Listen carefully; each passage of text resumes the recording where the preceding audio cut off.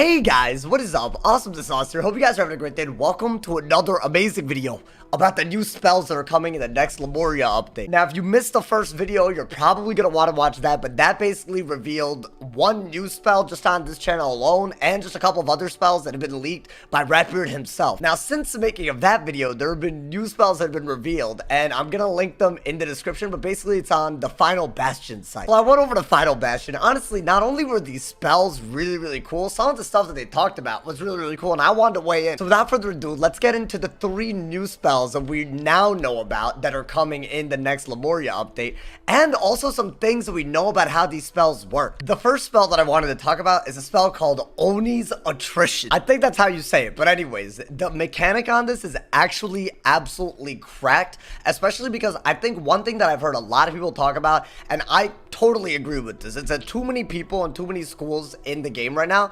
All you really have to do when you PvP is just blade twice, overtime and shed. It is very repetitive. It's like you're following a damn recipe. You guys know what I'm talking about. The King Art Yaga combos, the Frostbite of Bomb combos. All you gotta do is just blade twice, you overtime, you're good. Now what this spell does, which I think is really interesting, is that it converts up to 3 damage overtimes on yourself into negative weaknesses on your opponent. Now, much like the death spell that we reviewed in the previous video, these should be standard weaknesses. They should be minus 25 weaknesses. And I know what you're probably thinking. Sauce, well, what is the whole point of that? Why would you not just triage and then weakness and then just save yourself like 2 pips, right? Why would you not just do that? The problem with triage right now is that it's actually much less useful than people think it is. Let's say someone has 8 pips, they have a ton of blades, they have a lot of buffs, they have bubble control, they have all that, and then they send it like a skeletal dragon at you. Then yeah, you're gonna want to use triage, but very often people know that you could get triage. What they're gonna do instead is they're gonna try to blade multiple times of the same copy, and then they're gonna make sure that if you do triage the overtime, you're very open and vulnerable to the next hit, to the point where the health that you save from the triage is nowhere close to the HP that you're gonna lose from the follow-up hit. So I could actually see Onis Attrition, even if you have 1 overtime on you, I could see it being actually a good move, because 1, you just get rid of the overtime, right? And you weaken the follow-up hit as well. A triage weakness is probably the most direct counter to these like Frostbite into the bomb strategies and the King Art into the Yaga strategies. Now this brings me to another very important point. We actually have no details at all on exactly how these spells are acquired. We don't know if these are going to be spells that you can acquire based on doing like a school quest. We don't know if it's going to be something that's part of a LEMURIA quest line. We don't know if it's maybe a secret trainer in LEMURIA. We literally know nothing about how these are acquired. The point being, if you wanted to use this on a life, maybe that might actually happen. I think there are some schools that would benefit a lot more from something like a triage and a weakness, and sure, Storm is one of them because they have low HP. I think there are scenarios where you could do it, but I would see that spell being much more useful on more tanky schools, right, where the weakness really makes a difference. But definitely this is my favorite spell so far, just because it's such a direct counter to so many things we see already. Now the next one is another storm spell, and it's called Reap the Whirlwind. Now, unlike the universal weaknesses of Onis Attrition, Reap the Whirlwind, from what we can tell right here, it looks like it just converts overtimes into blades. Now from a PvP standpoint, I really don't see it being that useful. Again, I think the whole point of an overtime is that your opponent is in control of the direction that the game is going, and you getting a blade, maybe if you have bubble control when they send the overtime, there might be like situations like that where maybe you're not really going to see a lot of people sending overtimes without bubbles, because bubbles are so good with overtimes. So I don't know, like I don't see how that blade reverses the tempo that your opponent gets with the overtime. And keep in mind, both Reap the Whirlwind and also Onis Attrition, they get better as there are more overtimes on you. But again, that's like such a rare situation. Like maybe if a fire summons, I don't know, yeah, maybe if a fire summons a minion and it starts spamming elves on you, maybe then you could see that. I guess the point I'm trying to make is, if there's an overtime on you, I think Onis Attrition as a storm will always be the best bet. If there are 2 overtimes on you though, then you could start thinking about maybe Reap the Whirlwind, because 2 blades is quite a bit, because you could right now, because of how storm has gotten a lot better in the recent times, right? If you have 2 of the same blade, then you could do a hit and bubble, school. You could do a hidden blade. You could do a Stormlord combo. 2 blades is probably one of the best things that you could get. And if you could do it in the same turn while also getting rid of an overtime, then it could be worth it. This one is definitely not as good as Onis Attrition in my opinion. But again, because it's a storm specific blade, according to the spell description on Final Bastion, it won't have as much of an impact, I think. If these spells are accessible to every school, I see Onis Attrition being amazing. Maybe we'll see some Reap the Whirlwind plays. I don't know. Now, the third new spell that we now know about is an ice spell called the Wall of Blades. Yo, this one's an actual, like, listen, I don't like it when ice gets buffed because I think ice is already so stupid. But this one, I'm actually really on board with.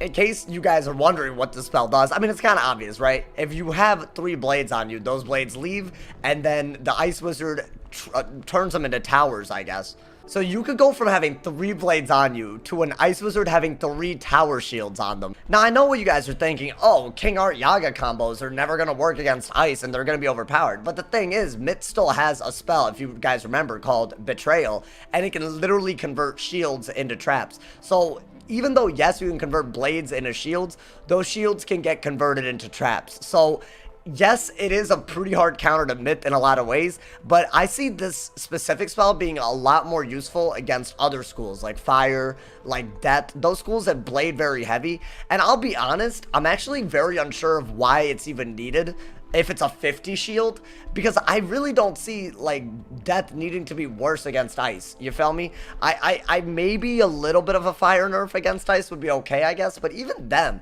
I feel like ice is pretty damn good against every school but Myth. I think it's a very big shame that the one spell that works very well against Myth, now Myth just gets another spell to counter it directly. Now, the reason I'm talking about Myth is because in the exact same article, which I will link, I hope I linked it. If I didn't link it, I'm stupid. These spells that we've seen so far, Onis Attrition, Reap the Whirlwind, the Whirlstorm, that one, all of these spells, and Betrayal, the Myth one that literally converts shields into traps from the previous video, those spells, as of now, seem to be designed in a way that they will ignore ages. Now, why is that such a big deal? If you, let's say that right now, right, if you don't aegis something like a legend shield against a Myth, for example, what they will do is they will literally just hit through it with the Mystic, or they'll just get free damage on the first hit of King Art because it automatically pierces before hitting. So you'd prevent that by aegising. Now, aegising a shield is not an easy thing to do, especially with a big deck. You might either have to stack a bunch of aegises and shields in your deck just to survive, or you might just have to, you know, like discard heavily, right? Like there are sacrifices that need to be made in order to get both of the cards that you need to counter one spell. 2 cards to counter 1 spell. It's already an uphill battle to counter Myth and on any school. But now, let's say they have, like Myth has a spell like Betrayal that can ignore aegises. Let's say that you aegis two cards to do this. Let's say you aegis a legend shield twice. You do 2 aegis legend shields.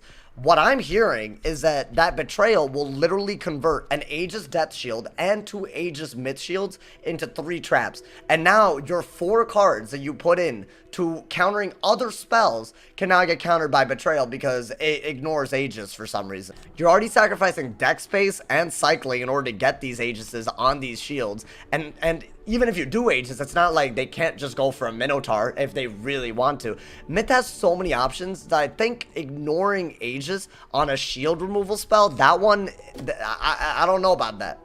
Here's the thing though, the good news is that we are nowhere close to being even, like, this is, I'm sure this is going to be open to feedback, all of these spells. We're not even in test room yet, and since I've made this video, right, there have been 3 death spells now that have been leaked. I've covered 2 of them. I think the other one is, I don't know, another spell having to do with, I want to say heal overtimes or something. I think the Putrefaction one is really good for Death. The other ones, I'm not so sure. But the fact that Death has 3 utilities that are incoming, all this means is that other schools are going to get more. Maybe Ice will get a trap removing one and turn it into shields. You know, we don't know that. Maybe it won't, but if it can remove blades and turn them into shields, I would love to see a trap stacking one. I think that would be actually, I think that would be really cool. It doesn't have to be 3 shields even. It could be, I don't know. It could be like a weaker version because maybe traps aren't as big a thing when it comes to removing them on an ice. So they are, I'm sure, open to feedback, but what I really hope is that when it comes to the whole Aegis ignoring thing, I hope that is considered very, very appropriately, because PvP is going to be a hot mess when it comes to fighting mid, if all they need to do when they see an Aegis shield is use one spell and get buffs for it. The last thing that I really wanted to bring up is that I hope Lemuria gear makes these spells easier to use. What we've seen already is that, one, they're all 3 pip spells, meaning things like Pip Conserve are going to be very, very useful. Like right now, right? Let's say someone were to overtime you and you wanted to use Onis Attrition, right? It becomes infinitely better than a triage, because let's say that you didn't have a new Pip, right? The triage would literally be worth a power Pip. If you could Pip Conserve on a 3 Pip spell that removes an overtime and puts a weakness on, then you're looking at something that's way, way better than a triage. The problem is, right now, executive wands are so needed because so many people shield into the shield. Like, I literally use this wand on my storm because of the storm wand hits, right? There is no, like, Pip Conserve giving wand with same school wand hits, and I really hope they look into that with Lemuria gear, because I don't see why we don't have that. The closest thing is the lightning fried marshmallow, and yes, it gives a lot of good stats, and I love this wand. I think it's a really, really good wand, but the fact that it gives off-school wand hits makes it so unusable. I would love to Pip Conserve, and I guess I'll use this if I need to, but I think it would be cool to have more Pip Conserve options with same school wand hits. I don't think that setup really exists, and maybe Lemuria will do something about that. So I think with more options with Pip Conserve and Mastery Amulets, these spells could not just be used on the school that we're looking at, they could be used on everybody, and that'll make PvP way more dynamic than it is right now. But yeah, guys, that's my review of the 3 new spells, how they might work, problems that might happen, and hopefully how gear might be able to even address it and make things interesting for everybody. Let me know what you guys think of my opinions on this. I'd love to hear y'all's comments. Make sure you drop a comment. I'll read literally all of them. Drop a like if you enjoyed. If you're new, drop a sub, and as always, if somebody has not told you you're awesome today, they doing something wrong, so stay awesome. And yeah, y'all.